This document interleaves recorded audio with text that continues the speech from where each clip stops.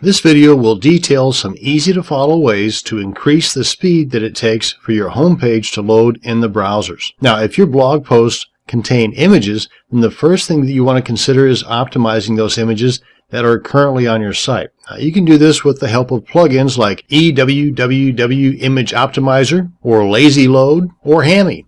All of these can be found in the WordPress.org plugin directory. Just go to WordPress.org, go to plugins, and then do a search for that particular plugin. Or just do a Google search for WordPress Image Optimizers, and you'll have several to choose from. Now, if your homepage has a lot of image icons that link to like social media sites or background images or other images that show up on any and all of your pages, then you might want to have what are called CSS image sprites generated and put to use instead of having each individual image called on each time a page of your site is loaded into your visitor's browser. The load time speed is not increased that much by using sprites, but if your site generates a lot of traffic, then using sprites will majorly reduce the bandwidth usage. Now, to learn more about sprites, you can just simply Google CSS sprites or CSS sprite tutorials, or check out sites like SpriteCow.com or CSSsprites.com or SpriteMe.org. Okay, now that you have your awesome images all nice and optimized, you should consider using the More tag on all of your posts. For example, if we take a look at my post here, and I've got a ton of text, I've got pictures and videos, and this is all just one post, by the way. And if you have, say, 10 to 15 or 20 posts set up to show on your homepage, then your visitor's browser will be loading all that stuff each and every time that they go to your site. And that's just using a ton of your server's bandwidth and taking a lot of time to fully load in your visitor's browser when it doesn't have to. So let's take a look at the post editor and use that More tag that I was referring to. So right here is that particular post with all the images and the videos and the text.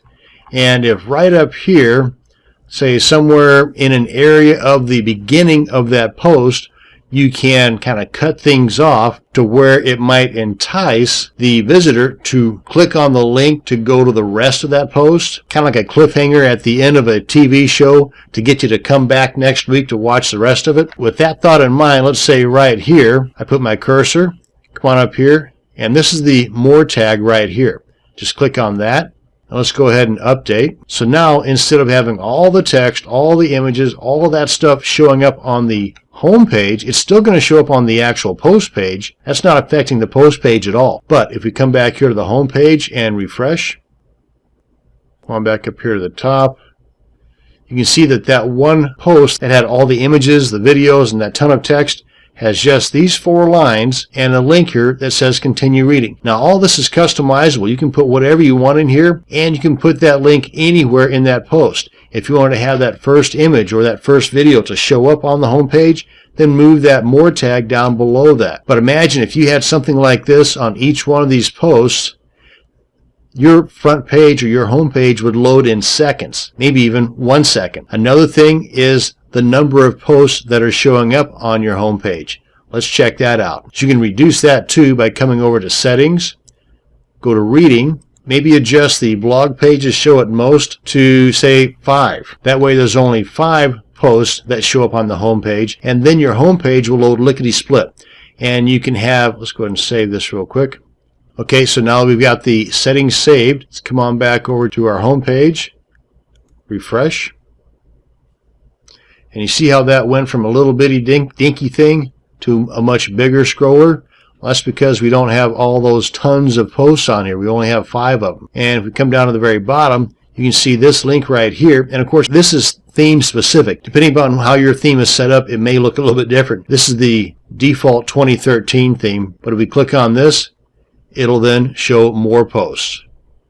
And if you do have a sidebar over here, you might have something over here for most recent posts or categories that will further help your visitors navigate through your site. The key thing, though, is to increase the speed at which your homepage loads, and you do that by minimizing the amount of stuff that you got on your homepage. And speaking of stuff, you might consider the overall design of your site or theme.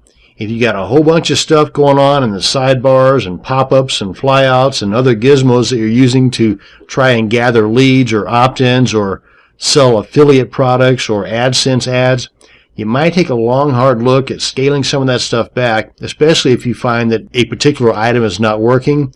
Again, every little tidbit on your home page will affect the load time in your visitor's browser. So if it's not doing you any good, get it out of there. Now, lastly, if you're using a bunch of plugins on your WordPress site, you should check out a particular plugin called P3, or Plugin Performance Profiler. And what this does is just like it says here, it sees which plugins are slowing down your site. It puts together a report for you, and it makes it a lot easier for you to make a more informed decision on, do you really need that plugin to do that particular thing? Because you can now see how it's affecting the load time of your site. And that's going to bring us to the end of this video on optimizing your WordPress homepage. Thanks for watching, and you have a great day.